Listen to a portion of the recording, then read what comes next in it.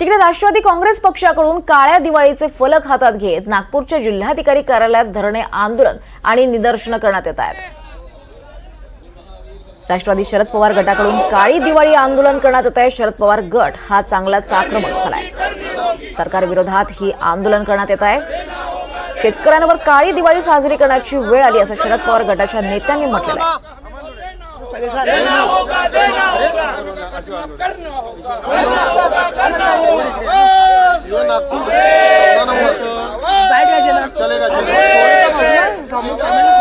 अरे दिनेश जी विजुअल तो लेन दो यार। मामा विजुअल लेन दो यार। कैसा कर रहे हो तुम लोग? ऑनियन जा रहा है पूरा ऑफिस को। बड़ा आंदोलन ही दृश्य आपण पाहतोय। शरद पवार गटाकडून काळी दिवाळी आंदोलन करण्यात येत आहे। महायुती सरकारचा निषेध करत हे आंदोलन सुरू आहे। काळी दिवाळीचे फलक हे हातात घेतलेले आहेत। नागपूरच्या जिल्हाधिकारी कार्यालयात हे धरण आंदोलन आणि निदर्शनं करण्यात येत आहेत। मराठवाड्यातील शेतकऱ्यांचं अतोनात नुकसान झाल्याचा सरकारकडे निषेध नोंदवण्यात आलेला आहे आणि तोच निषेध करत आता काळी दिवाळी आंदोलन हे शरद पवार गटाकडून करण्यात येत आहे। वेगवेगळ्या प्रकारचे बॅनर फलक हातात घेऊन नागपुरात हे राष्ट्रवादीचं आंदोलन सध्या सुरू आहे। ही थेट दृश्य आपण पाहतोय। शेतकऱ्यांचं अतोनात नुकसान झालं आणि शेतकऱ्यांवर काळी दिवाळी साजरी करण्याची वेळ आली आहे की महाराष्ट्रातील शेतकरी आज अतिशय अडचणीत आहे।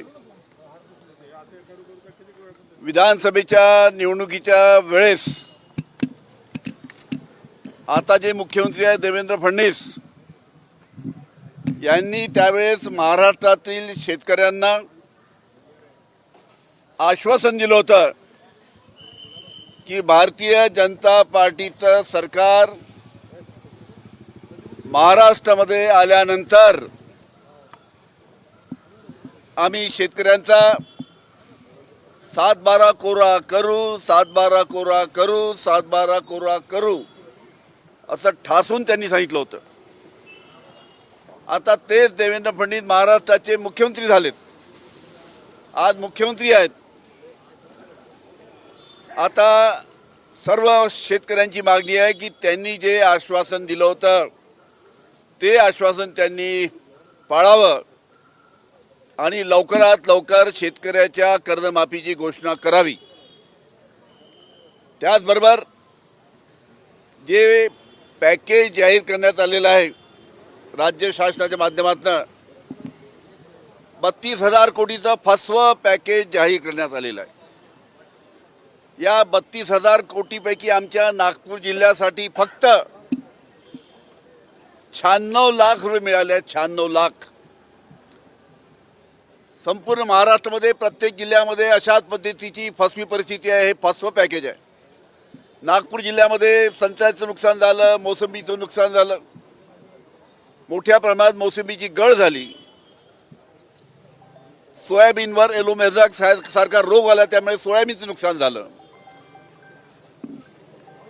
आणि इतकं मोठं नुकसान झालं असताना फक्त 96 लाख रुपये या जिल्ह्याचे देवेंद्र फडणवीस या गावचे आहेत, या नागपूर जिल्ह्याचे आहेत आणि या जिल्ह्याचे असताना सुद्धा स्वतःच्या जिल्ह्याकडे त्यांचं दुर्लक्ष आहे। फक्त 96 लाख रुपये त्यांनी या नागपूर जिल्ह्यासाठी मदत म्हणून दिलेले आहेत। अशाच प्रकारची परिस्थिती महाराष्ट्रातील अनेक जिल्ह्यामध्ये आहे।